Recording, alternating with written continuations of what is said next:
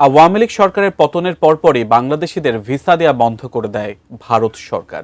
জরুরি বিবেচনায় খুবই অল্প পরিমাণে ভিসা দেয়া শুরু করে দেশটি। তবে দুই দেশের সম্পর্কের টানাপোড়েনের মধ্যেও ভারত ভ্রমণের শীর্ষ দেশের তালিকায় দ্বিতীয় স্থানে রয়েছে বাংলাদেশ। ভারতীয় সংবাদ মাধ্যম এনডিটিভির এক প্রতিবেদনে এ তথ্য প্রকাশ করা হয়েছে। বিস্তারিত জানাচ্ছেন জান্নাতুন নাহার চেরি। জুলাই গণ অভ্যুত্থানে আওয়ামী লীগ সরকার পতনের পরপরই ভারত বাংলাদেশের সম্পর্কে টানাপোড়েন শুরু হয়। পরে বাংলাদেশিদের ভিসা দেওয়া বন্ধ করে দেয় ভারত সরকার। জরুরি বিবেচনায় খুবই অল্প পরিমাণে ভিসা দেওয়া শুরু করে দেশটি।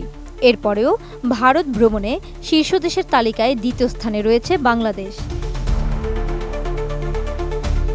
ভারত সরকারের দেওয়া বিদেশি পর্যটক আগমন বা এফটিএ এর একটি তালিকায় এ তথ্য উঠে এসেছে। ভারতের লোকসভায় এ সংক্রান্ত প্রশ্নের লিখিত জবাবে কেন্দ্রীয় সংস্কৃতি মন্ত্রী গজেন্দ্র সিং শেখাওয়াত এ তথ্য উপস্থাপন করেন। ১৯ আগস্ট এক প্রতিবেদনে এ তথ্য প্রকাশ করেছে ভারতীয় সংবাদ মাধ্যম এনডিটিভি।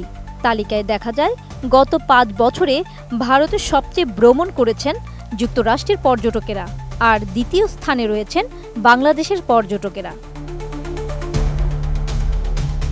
লোকসভায় মন্ত্রীকে এক লিখিত প্রশ্নের মাধ্যমে জিজ্ঞেস করা হয়েছিল গত ৫ বছরে ভারতে এফটিএ এর পরিসংখ্যান কি এবং কোভিড-19 মহামারীর পর ভারতের পর্যটন খাত কতটা ঘুরে দাঁড়িয়েছে। ভারতের পর্যটন খাতে গত ৫ বছরে শীর্ষে আছে যুক্তরাষ্ট্র, তারপর যথাক্রমে বাংলাদেশ, যুক্তরাজ্য, অস্ট্রেলিয়া ও কানাডা থেকে বেশি পর্যটকেরা গিয়েছেন দেশটিতে। বসুন্ধরা টিস্যু, অশুদ্ধতার বিরুদ্ধে এক বিন্দুও ছাড় নয়। রাজনৈতিক অস্থিরতা এবং বাংলাদেশিদের জন্য ভারতের ভিসা বন্ধের কারণে শুধু কলকাতা এলাকারই অর্থনৈতিক ক্ষতি দাঁড়িয়েছে ১,০০০ কোটি রুপিরও বেশি। একসময় বাংলাদেশি পর্যটকদের জন্য জমজমাট এই কেন্দ্রটি এখন পর্যটক শূন্য হয়ে পড়েছে। এখানকার হোটেল, রেস্তোরাঁ ও অন্যান্য ব্যবসার উপর এই পর্যটক খরার মারাত্মক প্রভাব পড়েছে। সব মিলিয়ে কলকাতার ব্যবসায়ীদের ক্ষতি দাঁড়িয়েছে ৫,০০০ কোটি রুপি। এছাড়া পর্যটকদের পাশাপাশি আওয়ামী লীগ সরকার পতনের পর তাদের নেতাকর্মীরা দেশ থেকে পালিয়ে ভারতে অবস্থান করছে।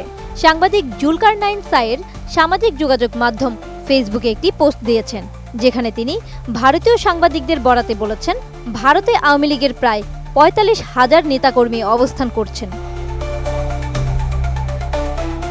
জান্নাতুন Nahar Jerry, desk report, ATN news.